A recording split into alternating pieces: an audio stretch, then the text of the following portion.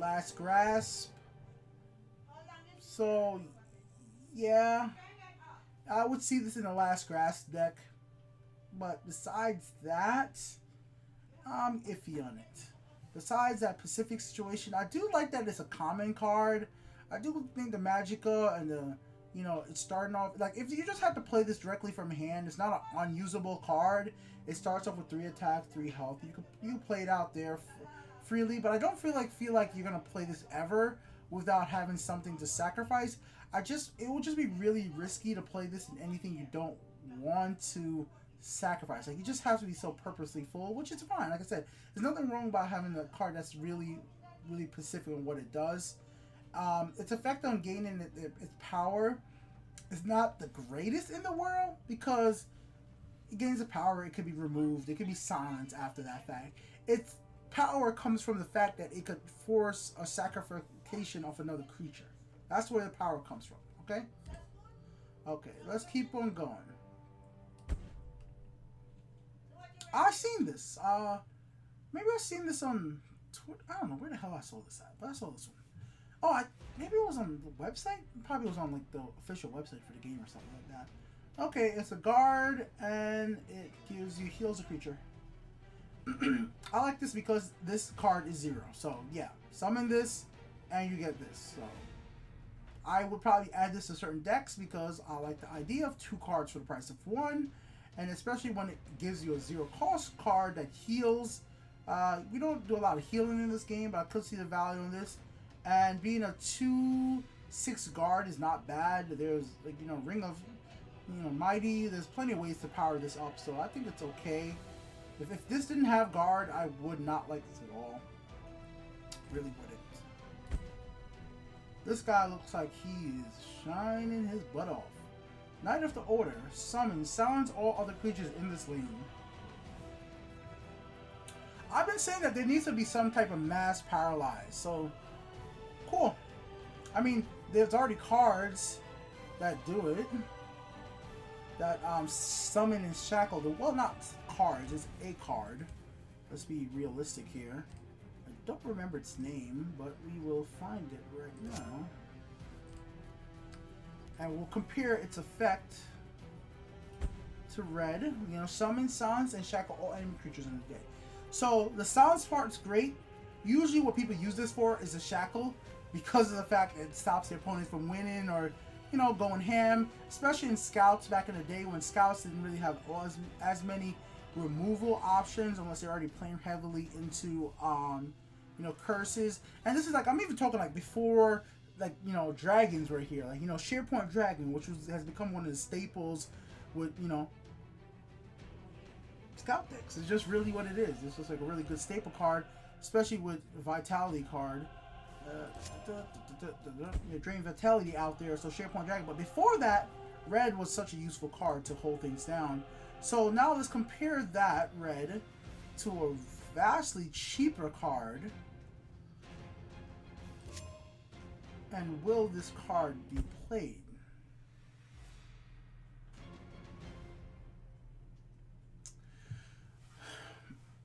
Alright, 4 Magica, summon, silence all other creatures in lane. So this is better than that Prophecy silence creature because it's the same, what is that creature called? It's a spirit as well, if I'm correct. That's how, you know, a cursed spirit, cursed spirit, prophecy, summon, silence another creature. So same stats, 4/2/2. This is a prophecy, so prophecy is a good prophecy. But how much time do you need a prophecy silence? And are you really going to be that lucky to get a prophecy silence right when you need it? Probably not. Odds are no. So that's why I don't think this card gets played all that much, right? If there was a mechanic out there that when you silence a creature, you gain something else. Like every time you silence a creature, you gain a health or some other mechanic like that, you would see this card getting played more. But now talking about this card along with this new card right here, I will say this is playable as long as you're not worried about your own creatures getting silenced. Like there's definitely decks out there that you're going to want to put this in. And this is going to make me be able to play some cards I wanted to play, but I'm just not willing to play that much. Neither order will finally allow me to play the way I personally want to play with Corrupted Shade. Personally want to play with where is he? Imprisoned Death Lord. Like, you know, those type of cards. Because remember, if you guys watch me throughout years, I hate the concept of silencing your own creatures using stuff like suppress. You know, using the perspective. You know, like using these cards. I've never liked the concept of it. You can win. Don't get me wrong. I've lost to these decks. I've lost to people doing this way. I just never liked the idea of it. I just don't like the idea of having to wait till you get a silence and silence your own creature to make that creature the best it possibly can be to hit face. Because there's so many decks out there that play ways to hold you down, guards, or like, you know, or you silence your creature, then next turn, next you know, your opponent plays a harpy and shackles you. Then you play another silence just so it can attack. So I never liked that concept, but a mass silence where it ignores the target, you don't have to target, it's just like, well, I get a 2/2 out of the field, boom, it works out. You know, it's definitely going to work out for people playing cards like Catapult Siege. You know, that's the way I see this card coming in. It's going to get me to play these cards that I normally wouldn't play because I just didn't like how the mechanic for silence multiple creatures was working before, because like I said, it's mostly aimed at your opponent's creatures. Now you can target your own creatures. Well, you don't target, it just goes at will and everything. So I think it's going to be a good card for the right type of deck, like most things anyways. But bam, let's keep going. The Gatekeeper. That dude looks like he's not going to let anybody pass any gate he doesn't want. He looks like a badass. Alright, guard. Only one creature in this lane can attack each turn. And he has a badass effect. Cool effect. Okay, I think that's okay. I'm not sure. Unique at that. I'm not sure how much play it's going to get, but it could help control some situations for sure. Definitely can. The cost is good for the stats and the effect. So I think it's a playable card. And it's unique. So because it's unique doesn't make it, makes it actually okay. I think it makes it okay. I mean, yeah, only one creature can attack each turn, you know, in this lane. The whole thing with that is it affects you as well, but you would make a deck where you could play around this and make it help you out anyways. And on top of that, you could like make copies of this using double ganger, you know, so on and so forth, to bog down both lanes, slow things down. Yeah, well, I'm gonna try this out. Alright, let's see. Dark Seducer. Oh, I played this card. Yeah, I got to play this card before. Dark Seducer drains on both turns. I didn't like this card. This card is pretty bad for me. When I got to play with it, I did not have a good time with it. Yeah.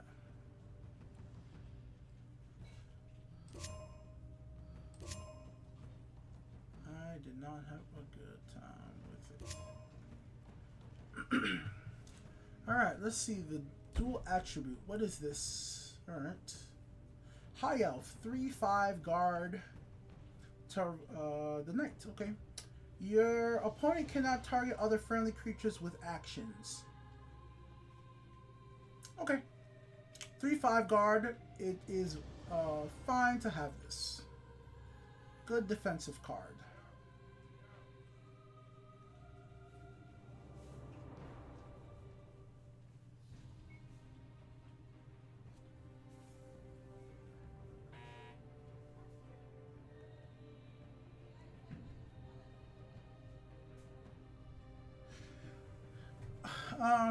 Damn, sometimes I really just confuse myself.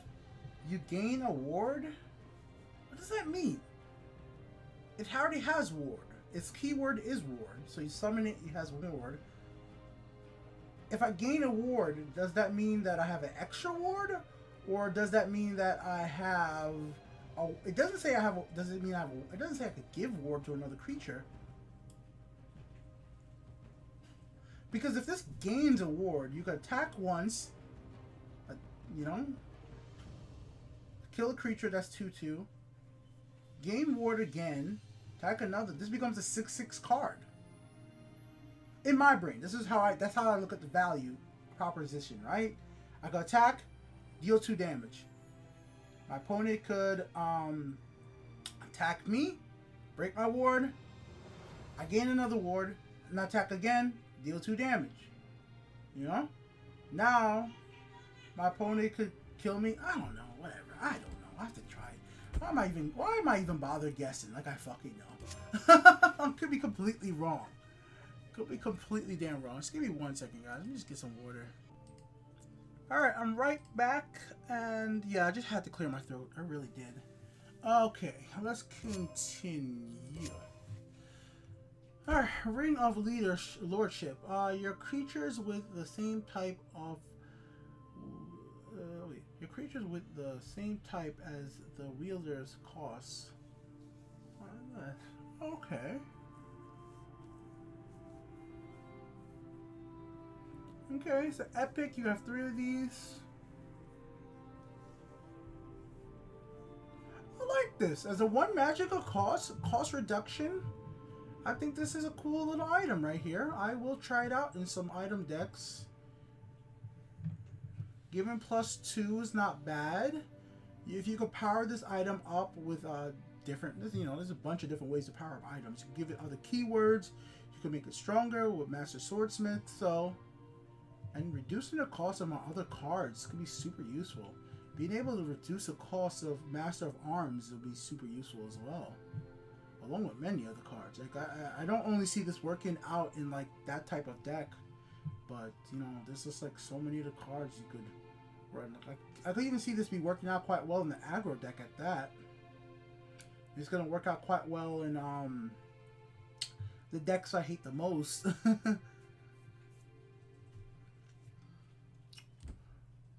One in favor. If you guys don't know what my most hated card in this game, and it's not even the card, it's the mechanic. I just absolutely hate this mechanic. I'll share it for those of you who are still watching this. Right, watch it till the end if you made it this fucking far. Swindler's Market. I hate this mechanic. I've hated it since it came out. I just don't like it. I like how some people really hate item decks, or you know, item slate decks where you can just stand there and watch your opponent do a million things. I just hate the fact that I can't get a prophecy card that could remove a support. And until there's a prophecy card in the game that could remove support, I hate this card. Because it's just like, if your opponent just happens to, even if you thought you're winning, you think you're doing okay, if your opponent could just put everything from their hand, have enough, you know, cards to take things back to their hand, to draw cards, if they just have the ability to use close call, then they could play the card back again, they could draw another card. If things are just right for them, they could just boom, boom, boom, damage, damage, damage, damage, damage. And if I just don't if I don't have a removal from, or they could just play, you know, they could place one of those markers from hand, and I've lost like that. It's just like there's nothing I could do until there is a removal prophecy card. Maybe there is now. Let's see. Maybe I'm just out of touch, and maybe there has been one in a monthly reward, so I guess I gotta look, but I doubt it. Wow, look at this. Summon. If the top card of your deck is boom, +2 war, drain, lethal, or +2 health.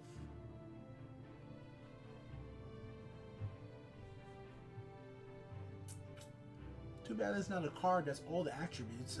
Like, I'm just like, you know, that'd be kind of badass.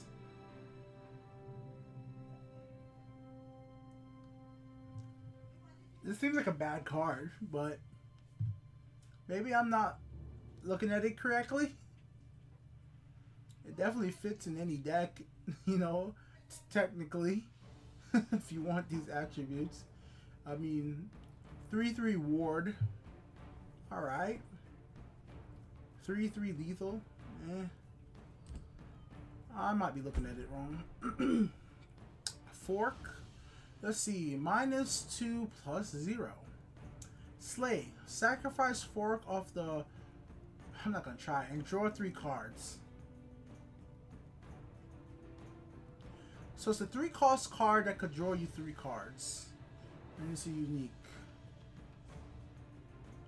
It gives you -2.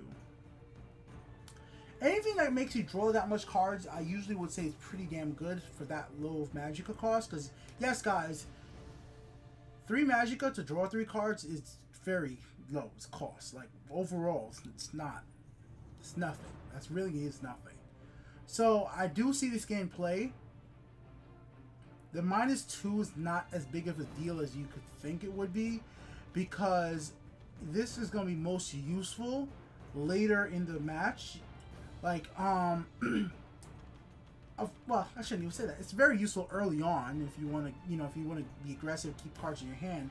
But I could see this being played out a little bit later when you might be running out of cards and you know you're in a more confident position where you want to kill another creature, you know? So I think I will play for it. At first, I was a little hesitant, but now that I'm actually thinking about it, because of the cost and the advantage of drawing 3 cards, it's not, the -2 is not a disadvantage. Not really. In fact, with the ability to gain items back from the graveyard now, yeah. People will make very good use of this, by the way. And also, remember, you can reduce the cost of cards, too, these days. So, you could get this down to a 2-cost or 1-cost card. And if you do that, oh man, that could be useful. This card might actually work out real good as well in the Swindler's Market deck. If your opponent is playing with this card, right?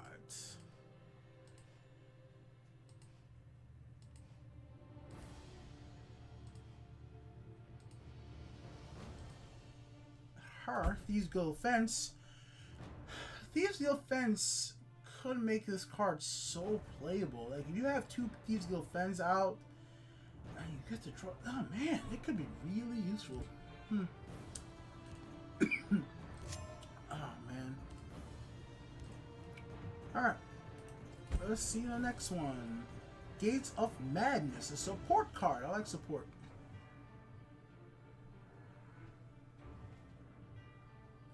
Anyways, summon. I was looking at the little picture, the little statue picture. Transform your deck into a random. Oh wait, transform. You know, that's when you gotta stop. Transform your deck into random cards. Why did they make a card like just for me when I want to stream? When you draw a creature or item, give it +1/1. When you draw an action or support, reduce the cost by 1. I'm with it. I am so with it. I am so with this. Like, I am so with this. There's so many cards you could combo this within. Hopefully you could draw out a Mundus. Get Mundus Stone. Keep that. Get it early in your hand, and get this early in your hand. So at least when you get those random creatures and cards, sure, why not? I'll get a premium with this one. Why? You got 3 copies of this? It's not a unique card. I just noticed that. It's not a legendary. It's an epic. God damn. This is funny. Sure. You get 3 of them and it gives you more chances of it happening.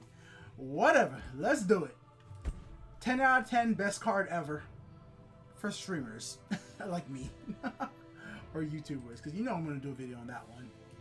Because hell yes. Like, shit, I want deck recommendations to put this combo this with. Like cards you would want me. I should have before I play this. Because the funny thing about this doesn't affect the graveyard. So you could still get cards back from your graveyard. Our Spirit. Ah, here we go. Ghost Fanatic costs 1 less for each creature that died this turn. Whatever. This has its uses. It's just a whatever card. I'm probably not going to play it very often. It's just that I'm not those cards that gain, like, die, like, oh, when a creature die, gain a blood magic spell. Those decks, it's just, they don't work out very well for me. It's like what I was saying with the sound thing before. Having to kill your own creatures to gain the effect is kind of annoying unless it's a last grasp. I do, though. I've always wanted to get a Grim deck to work really well, but these days it's even harder to get a deck with Grim Champion. I think it's called Grim Champion. Yeah, Grim Champion, exactly where I wanted to be. I didn't have this card for such a long time, and I went ahead and soul summoned 3. When I didn't have that much soul gems, I legit went ahead and soul summoned 3 of these. I used to have a lot more, but I got a lot of premium cards. I was trying to make a full premium deck. For how long I played this game, I don't actually have a full premium deck. Playable, I should say that. Full playable premium deck. I could put a bunch of cards in there and make it premium, but not full playable. But it's just not my thing. I never really focused on it. But when a creature in this lane dies, yeah, I like making decks with this before everything got changed up. Real quick, guys, I want to see how many damn packs. Oh god, I have 19 packs to open up. God damn it. Okay, I gotta do that at some point. At some point I gotta open up those packs. But yeah, let's get back into it. Almost done.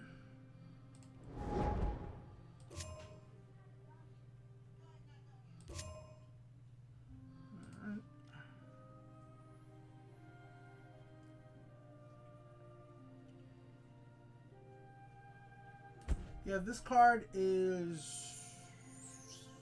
creatures, sure, whatever. Somebody will play with it for sure. It's 2 cards for the cost of 1.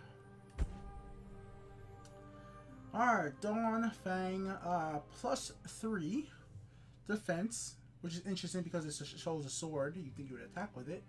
At the end of your turn, if Dawn Fang is in your hand, change it into Dust Fang. Slay. Gain 5 health. Oh, Dust Fang must be the opposite. Oh! What do you know? It is a sword. It can attack. At the end of your turn, if Dust Fang is in your hand, change it into Dawn Fang. Pillifer. Draw a card. Cost 4. I like this one. I will play this. I like the Pillifer, draw a card, and I like the Slay. And I like the fact that I like it.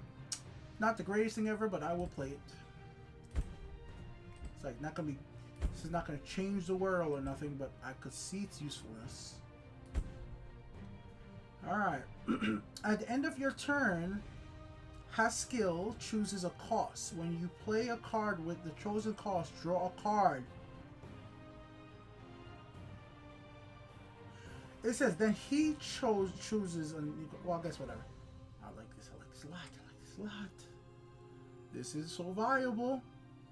This is so good, and it's a unique. I think this is an amazing card. This will be played in many decks.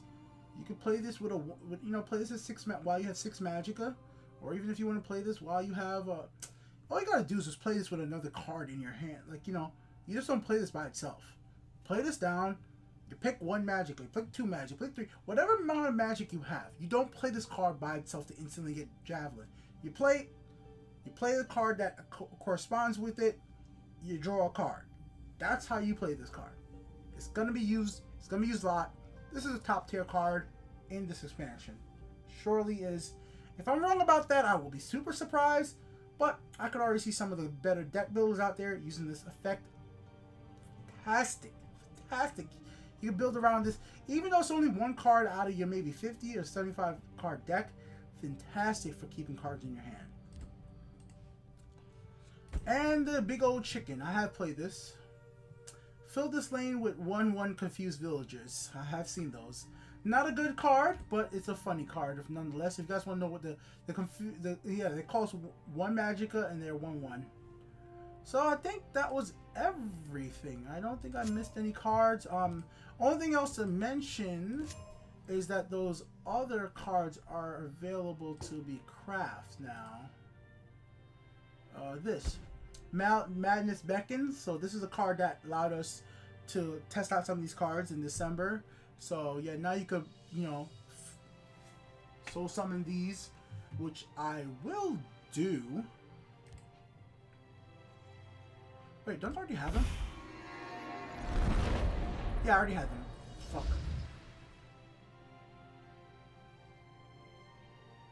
Oh, that was a waste of fucking soul gems. So I forgot I already had the premium versions. Whatever.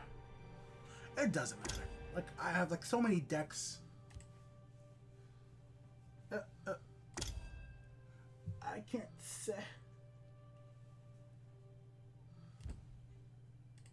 Alright, whatever. I did that by accident. I already Madness Max. I wish it's 400 soul gems for nothing, but it doesn't matter. Could always get more from the freaking those packs probably. And there was something else. There was another card that you could soul summon now. That was part of this expansion, but technically not. I think she cost 7. Ah, yes. Cheese Mancer. At the start of the game, Cheese Mancer gains the ability of a random creature of the Isles of Madness. So yeah, she could be soul summoned now. I actually don't have any copies of her, so yeah. I'll go ahead and soul summon. I'll soul summon 1, and we'll test it out eventually. Alright guys, so I think that was a good little video right there. I hope you guys had fun with me. It's been Biki here with the Untitled Game Show. That was a long video, way longer than I expected it to be. Longer than you guys even know, because I had to pause to clear my throat. I have a zillion packs to open up to get some soul gems with, so if you need premium versions of these cards, let me know what you guys think of some of these cards, especially the ones I went into really detail on and what I want you guys' opinions about, and so on and so forth. If you guys like these videos, just let me know. You don't even gotta like it, just comments. Your feedback is what's important, isn't it not? It sure is. Until next time, peace out. Oh, I can't wait to make some meme decks. Oh man, the meme decks are gonna be fun. Do you guys want to see me go through the story? Let me know. I've done like story guides before. Wouldn't be any hard to do it. Laters. Peace.